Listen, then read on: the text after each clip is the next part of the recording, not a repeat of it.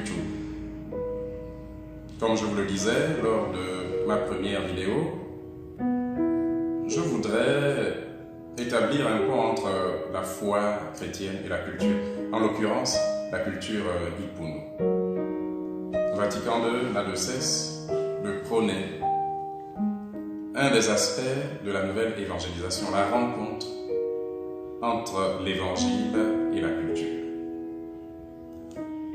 En quoi notre culture, et particulièrement la culture Ipunu, possède des pierres d'attente, c'est-à-dire des traces de la parole de Dieu et qui méritent d'être fécondées. On a souvent l'habitude d'entendre qu'il n'y a rien de bon dans nos cultures et que tout le vrai serait la culture occidentale. Eh bien non, le Seigneur a créé tous les peuples, il a inséré dans chaque peuple une image, son image. Et pourtant, et bien plus, le Seigneur va nous révéler un jour que la parole de Dieu prendra chair à travers Jésus. Et donc Jésus vient parfaire nos cultures. Découvrons à travers le texte d'un récit pour nous, la création du monde par Benzali, celui qu'on appelle en Ipunu Benzali, les traces même de l'évangile, les traces de la parole de Dieu.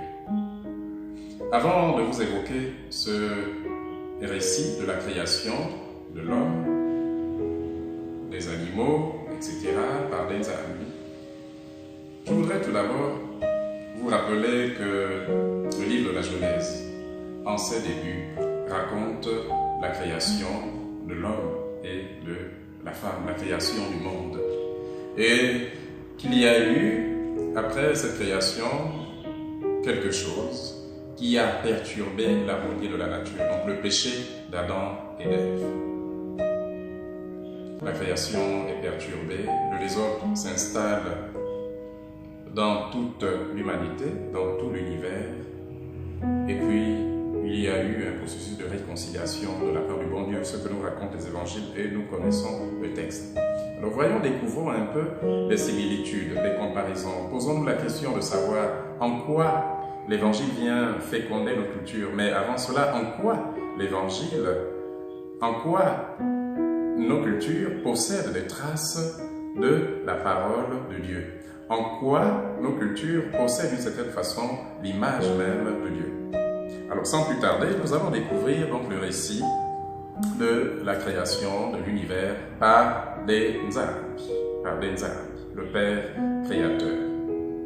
Les Bapunu disent Benzali.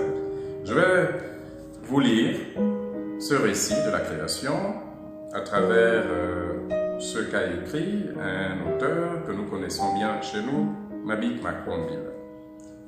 Le récit dit ceci. Au début, tout au début du monde, au tout début, Benzali habitait dans un grand village, Musiengi, avec des hommes et des animaux. Ils parlaient le même langage. Les poules racontaient aux enfants des histoires de poules et entendaient ce que les hommes disaient de bien ou de mal à leur sujet. Benzali subvenait aux besoins de tout son bon petit monde. Dans ce village, il n'y avait pas la misère que nous connaissons de nos jours. Les gens vivaient paisiblement, il n'y avait pas de crainte à avoir car le Père de tous faisait des prodiges. Les hommes et les autres êtres vivaient ensemble sans problème. Le Père Benzali était polygame. Il eut avec ses femmes plusieurs filles et un seul garçon. Pendant la saison sèche, il défrichait les plantations avec ses épouses pour apprendre aux hommes à travailler et à se prendre en charge. Le travail des champs se déroulait sur une grande parcelle nommée Liland et Imbil.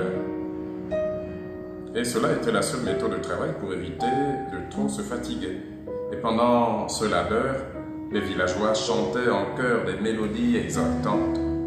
Certaines personnes passaient le temps à apprendre les mystères de la vie.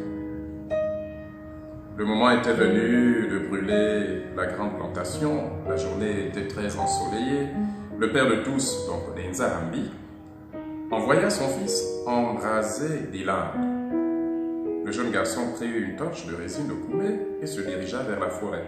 En marchant, son cœur battait très fort. Kidi, Koudou. Il s'arrête un moment et respire profondément pour calmer sa peur. À son passage, les animaux criaient terriblement, comme pour le prévenir d'un danger. Le jeune continua à marcher sans crainte. Quelques pas de plus, il arriva sur le lieu de Moulakou. Il entendit un bruit de glissement sur les feuilles mortes. Sans tarder, il se retourna et jeta un coup d'œil dans le buisson. Le jeune aperçut un serpent noir. L'enfant dit au reptile, « Ne reste pas là, je suis venu brûler les champs des villageois, tu risques de mourir. » Le serpent leva la tête et lança un regard éclatant vers le petit en lui disant, « Approche mon petit bonhomme. Sauve-toi, serpent. »« Sia, répliqua le jeune courageux. Avant de mettre le feu aux brindilles craquantes, « Protège-moi pour que je ne brûle pas, dit le serpent au fils de Denzarambi. Si je m'avance trop près de toi, tu risques de me mordre, n'est-ce pas? »« Non, répondit le serpent. Je te donne ma parole. » Flip, fliop, de bon cœur, le jeune s'approcha du serpent et le prit et le plaça dans le creux d'un arbre plein de digues. Le serpent rassura le garçon en lui promettant de ne pas le mordre. Il laissa le reptile et commença à mettre le feu tout au long de la plantation. Tout se consumait avec force et fracas. Pendant ce temps, l'enfant encourageait l'avancée du feu.